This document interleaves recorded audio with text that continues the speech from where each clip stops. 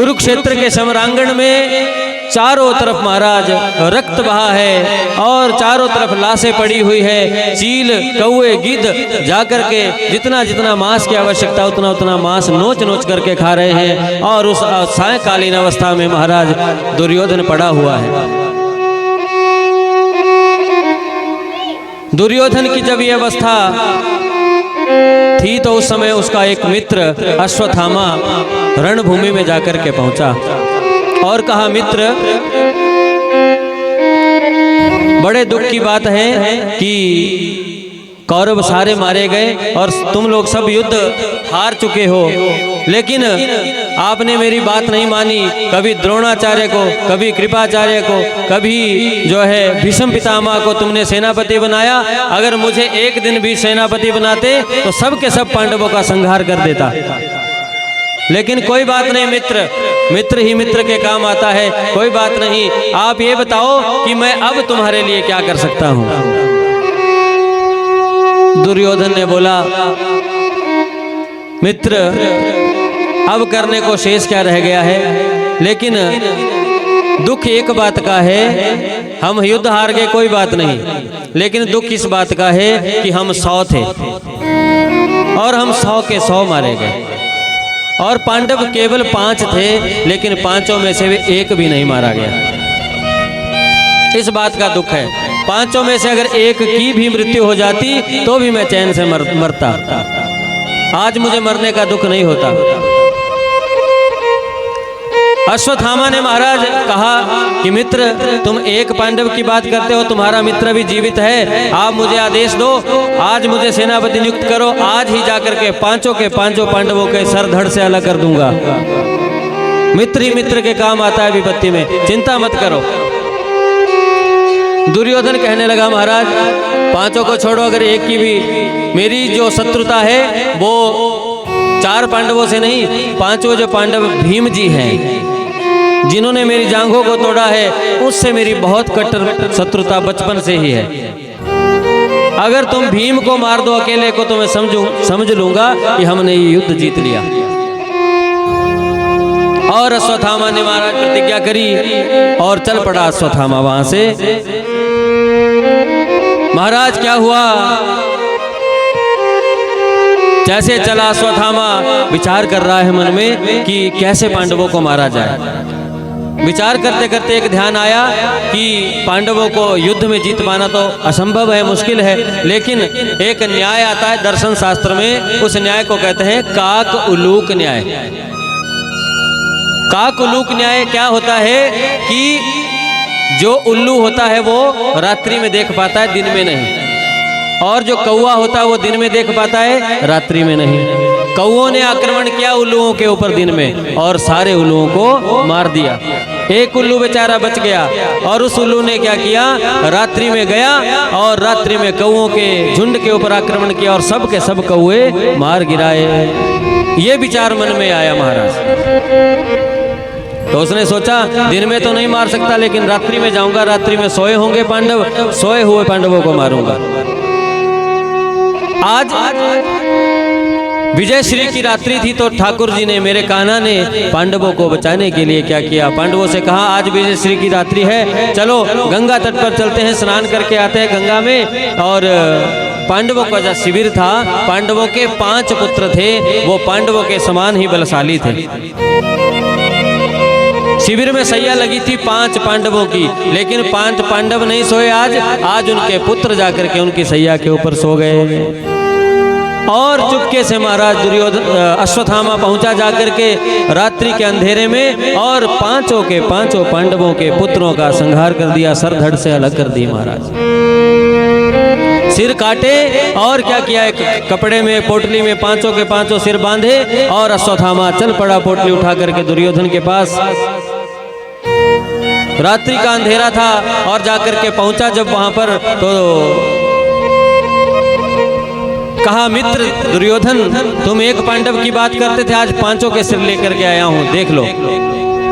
जैसे पोटली खोली दुर्योधन कहने लगा कि महाराज मुझे और नहीं, मेरी शत्रुता भीम से थी, भीम का सर ला के दो। तो जो सबसे बड़ा सा सिर था वो उठाया और उसके हाथ में दिया।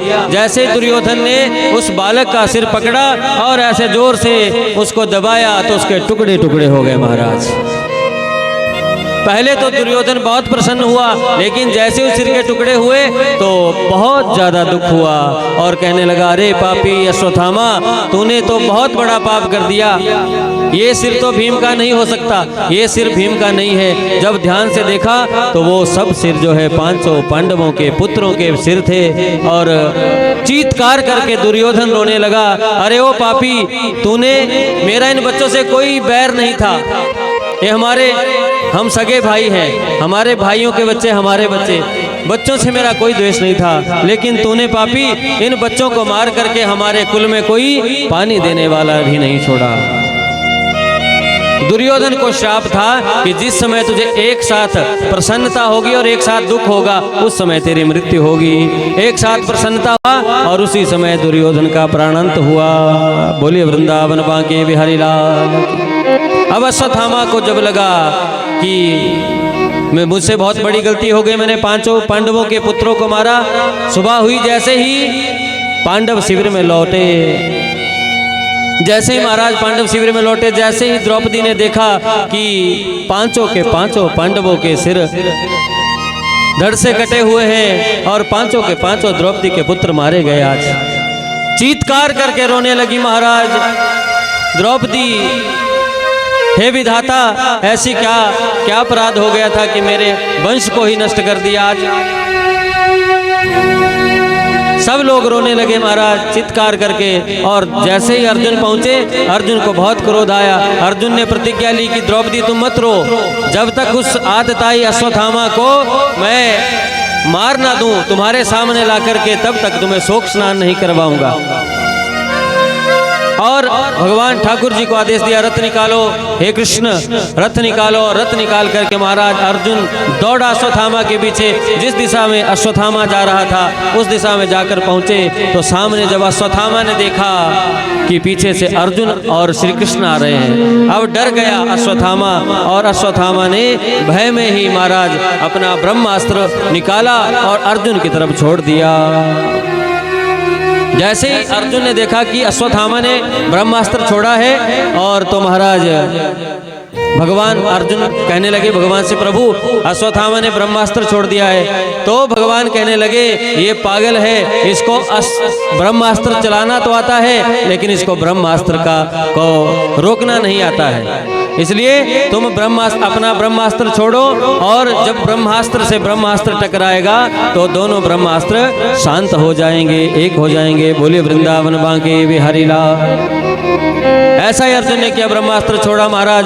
अश्वत्थामा का छोड़ा हुआ ब्रह्मास्त्र शांत हुआ और अर्जुन ने पकड़ा अश्वत्थामा को और रथ में रस्सियों से बांधा महाराज, और रथ में पीछे फेंक दिया और रथ को लेकर के पहुंचे आकर के शिविर की तरफ महाराज। जैसे ही महाराज द्रौपदी ने देखा अश्वत्थामा को रस्सियों से बांधा हुआ तो दौड़ी दौड़ी आई और महाराज अश्वत्थामा की रस्सियों को खोलने लगी। अर्जुन हैरान हो गया। अर्जुन ने बोला, इतना आतताई, और इसको बड़ी मुश्किल से पकड़ कर लाया हूं और तुम इसकी रस्सियां खोल रही हो।